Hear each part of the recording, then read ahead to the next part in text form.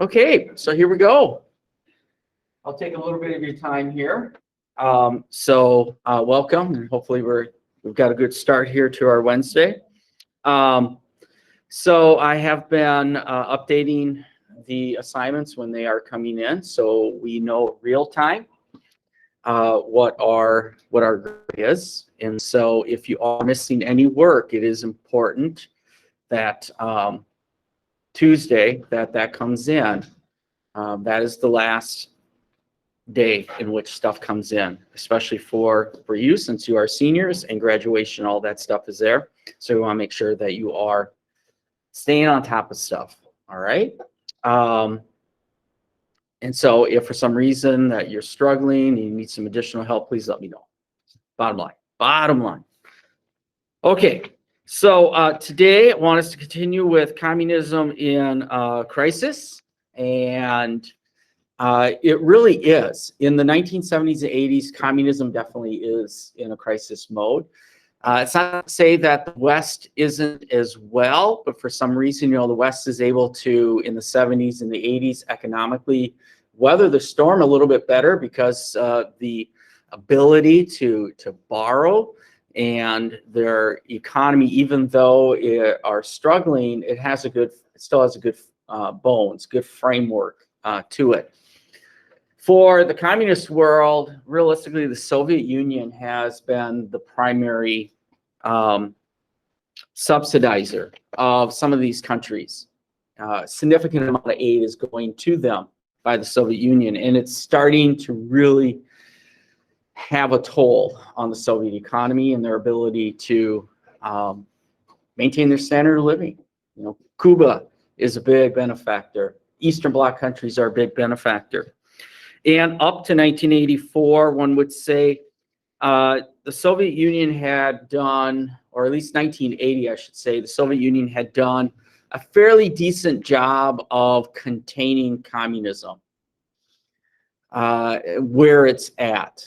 All right. And so that might be a strange thing to say that the Soviets are trying to maintain or contain communism. And perhaps a better word would be maintain it where it's at. But places like, as in this activity that you're looking at, Poland, with the rise of a trade union called Solidarity, led by Lech Walesa, who is still alive today, is presenting problems for Poland. In places like East Germany, Erich Honecker is having difficulties, and a lot of it has to do with, again, the communist experiment in East Germany is not doing so well, but also what's happening in neighboring countries like Hungary and Czechoslovakia is putting a strain on East Germany. And so we are seeing some changes in Czechoslovakia. A group known as the Civic Forum, or Charter 77, is putting pressure as well, led by Václav Havel of Czechoslovakia, and he was a playwright. And so we're seeing some difficult moments in those countries. And for the Soviet Union, when Mikhail Gorbachev takes over, he's going to really begin to pull back from being involved in these countries. All right, we'll call that the Gorbachev doctrine. All right, and so that's one thing that you need to look at. Pulling back, meaning that is there for advice, but when it comes to maybe sending in the army or continually to give assistance, he's pulling that back.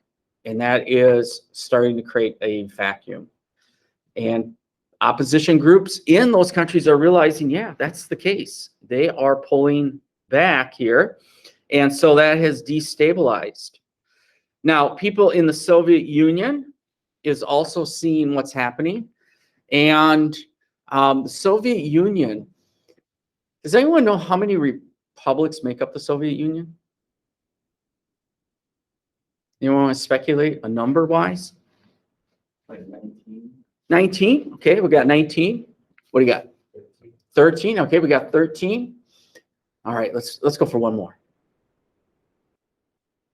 I say those numbers are close. Let me see if anyone put it in the chat. Yep. We're close.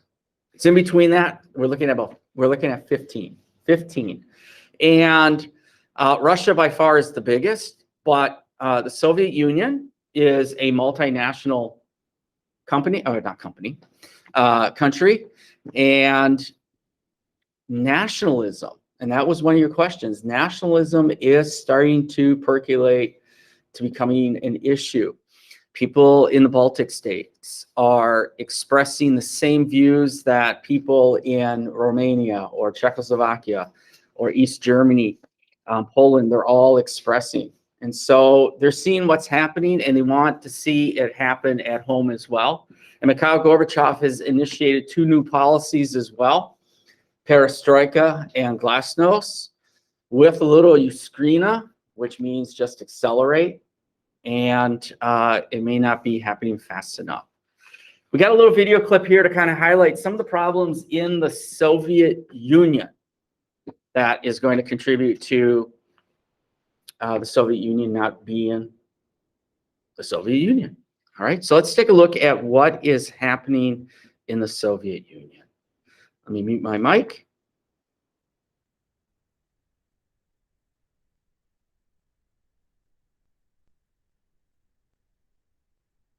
If he hadn't died, the Soviet Communist Party was losing control. Goods in the shops were scarce. We rightly chose freedom, democracy, glasnost and pluralism. But we got one thing wrong. People judge the state of the country by what they could or couldn't buy in the markets and shops.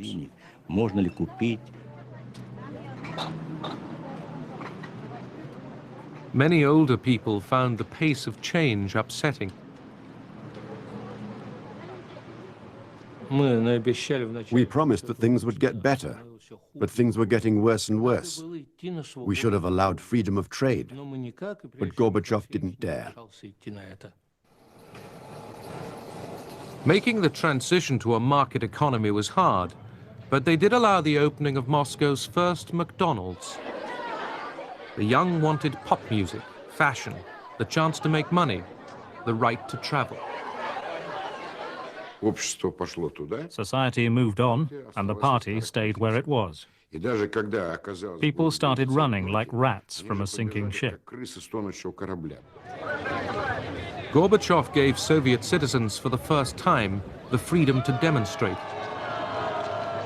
Now demonstrations called for an end to the Communist Party's monopoly of power. But communist hardliners opposed reform. Despite them, Gorbachev, himself a communist, chose pluralism. The Communist Party, which had ruled since the October Revolution of 1917, would have to share power with others. It was a complete break with the practice of Lenin and Stalin. Of the 15 republics of the Soviet Union, the Russian Federation was the largest. Most were responding to Gorbachev's loosening control with demands for national freedom.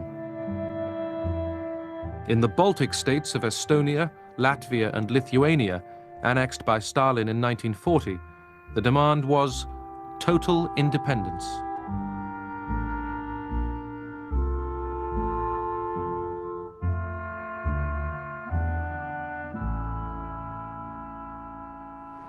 In January 1990, Gorbachev had gone to Vilnius, the capital of Lithuania, to argue that the Soviet Union must not be broken up.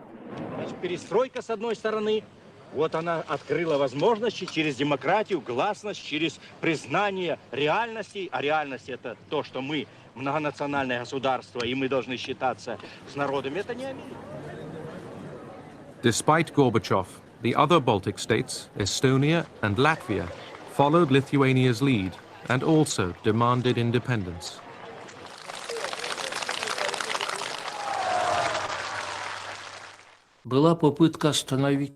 He was trying to dam a river that was in full flood, but the current was too strong. It broke the dam and flooded everything in its path. Boris Yeltsin had been Communist Party chief in Moscow. Popular, ambitious, he now used economic discontent to weaken Gorbachev and the Soviet Union. In May 1990, he was chosen parliamentary leader of the Russian Republic. Yeltsin is a very good man for Russian people. Gorbachev, Bush, goodbye, goodbye, goodbye, goodbye. People began to question Gorbachev's reforms. They started to listen to demagogues who promised that everything would be better tomorrow.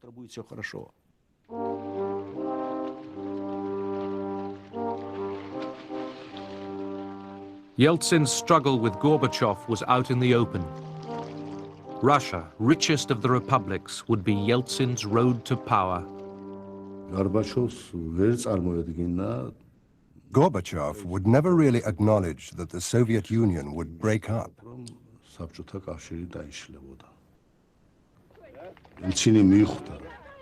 Yeltsin recognized that it was inevitable.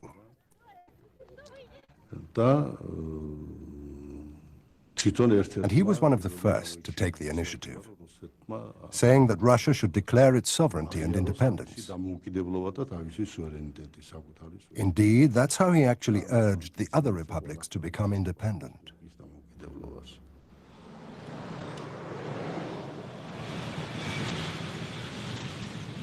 On the international scene, Gorbachev was still the man the West could do business with. At their meetings, Gorbachev asked Bush for help in his economic difficulties.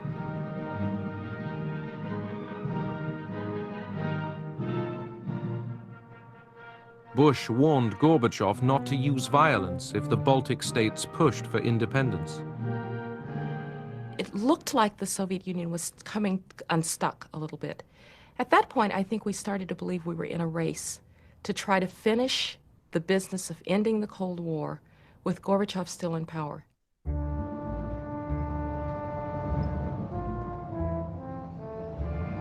The Red Army was pulling out of an Eastern Europe it had dominated for decades.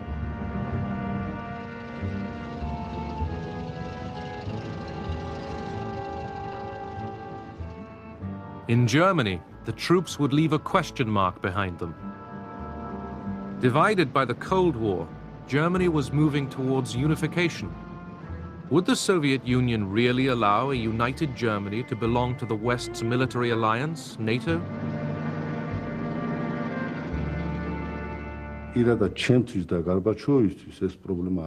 Personally, for Gorbachev and for me, it wasn't a problem.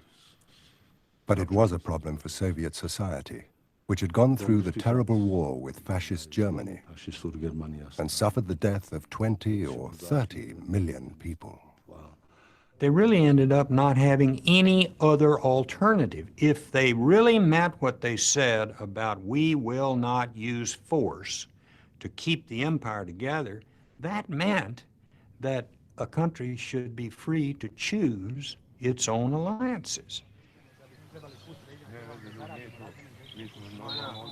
The West German Chancellor, Helmut Kohl, undertook to limit Germany's military strength, to pay the Red Army's resettlement costs, not to station nuclear weapons in East Germany. Kohl was ecstatic. Gorbachev had accepted that a united Germany could belong to NATO. We called the agreement between Gorbachev and Kohl VE Day 2, because it really was, that was the end of the Cold War.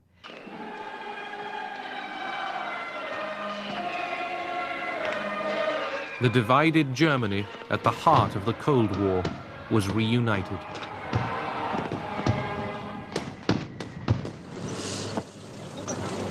August the 2nd, 1990, Iraq invades Kuwait. Iraq was a Soviet ally. In spite of Iraqi-Soviet ties, Secretary of State Baker succeeded in persuading Shevardnadze to a joint condemnation of the invasion. The minister has indicated that there was some difficulty on the part of the Soviet Union in coming to this agreement. Shevardnadze had consulted Gorbachev, but he knew their hardline enemies would use it against them.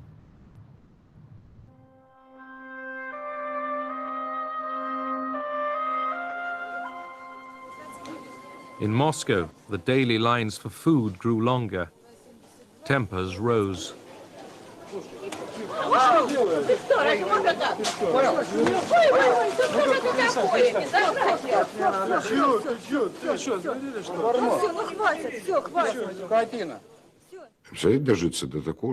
Can you imagine we'd live to see the day when we needed coupons to buy socks? There weren't even any socks available. There was nothing on the shelves except out-of-date tins of fish. That was the result of perestroika. When Boris Nikolaevich Yeltsin suggested a new way forward, of course, people supported him.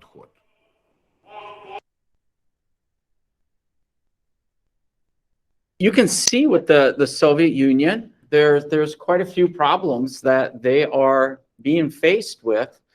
And I guess when you look at this time, what's the United States doing while this is all going on? Just from that clip, what's the perception the United States is doing?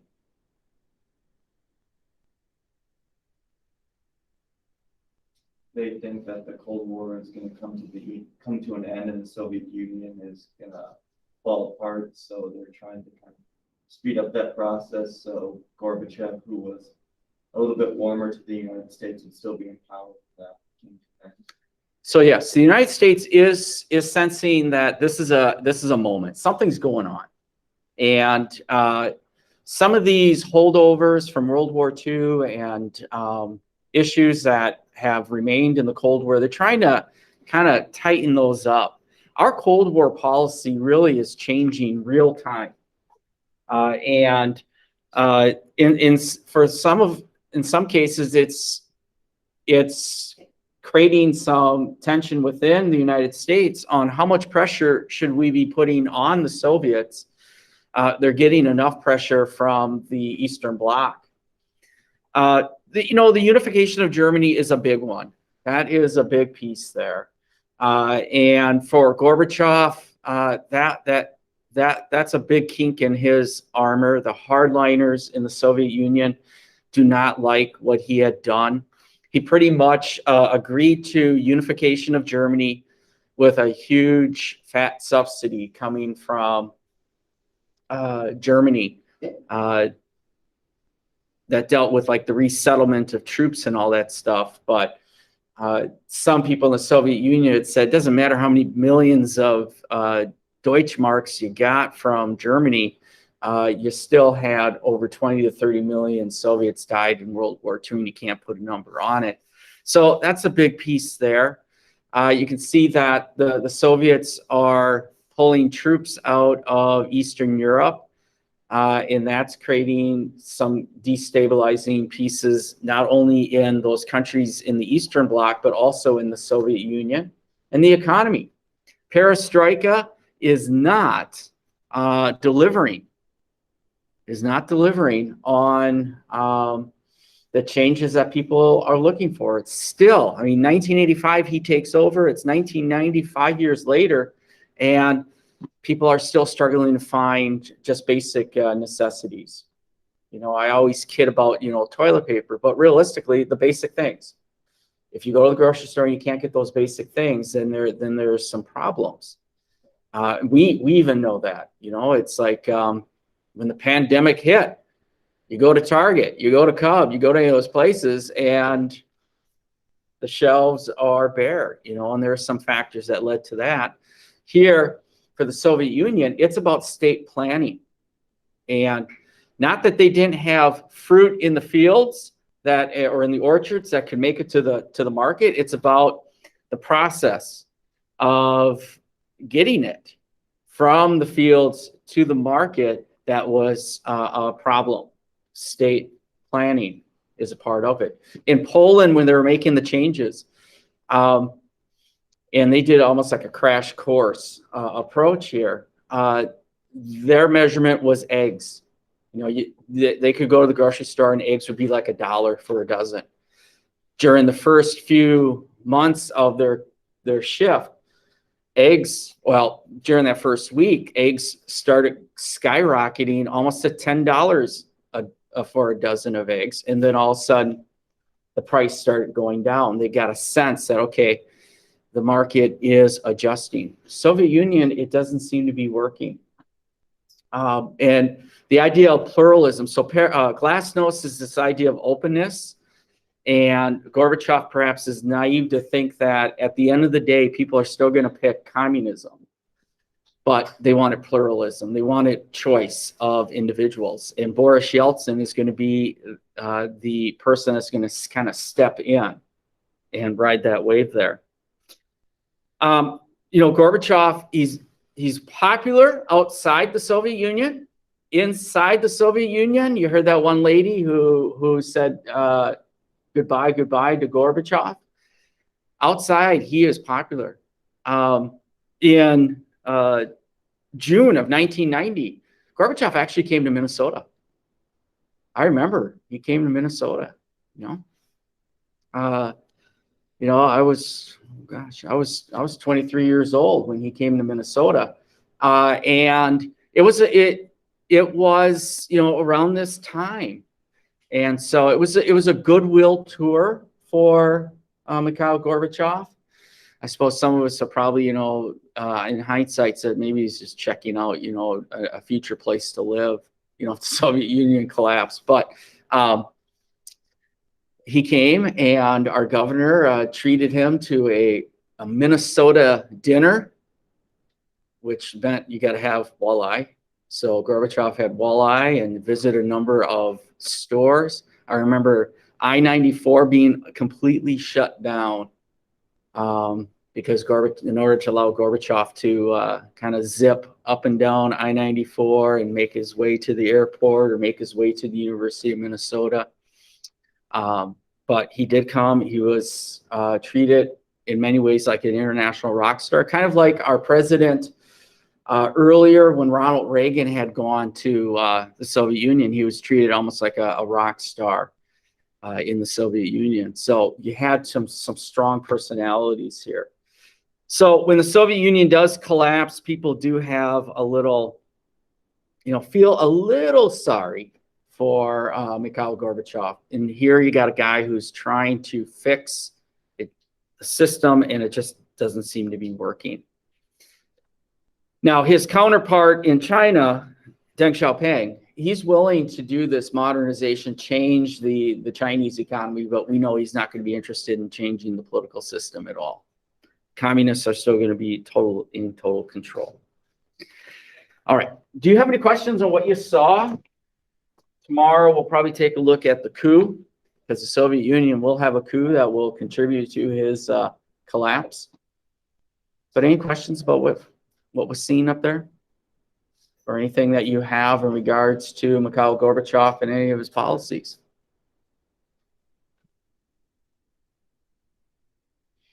Now, one thing about Mikhail Gorbachev is he is a new brand of Soviet leader. He has no connection to the revolution. He is a product of the Komsomol. He has relatives who survived, but also became victims of the purge, Joseph Stalin's purges. And he had some new ideas. And he was just buying his time.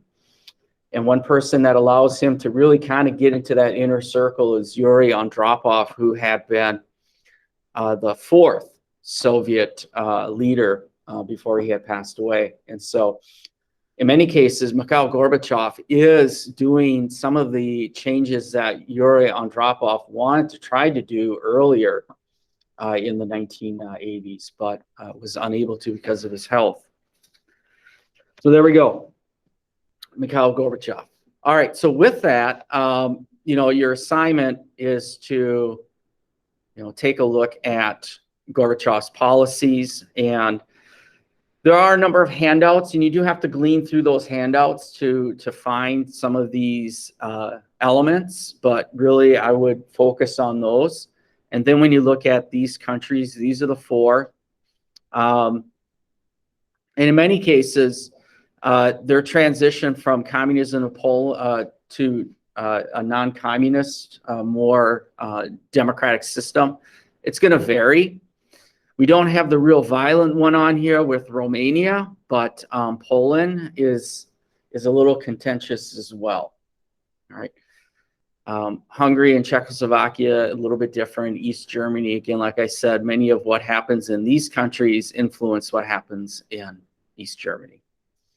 Okay, so with that, any questions on this assignment? None? All right, so let's take the remainder of this time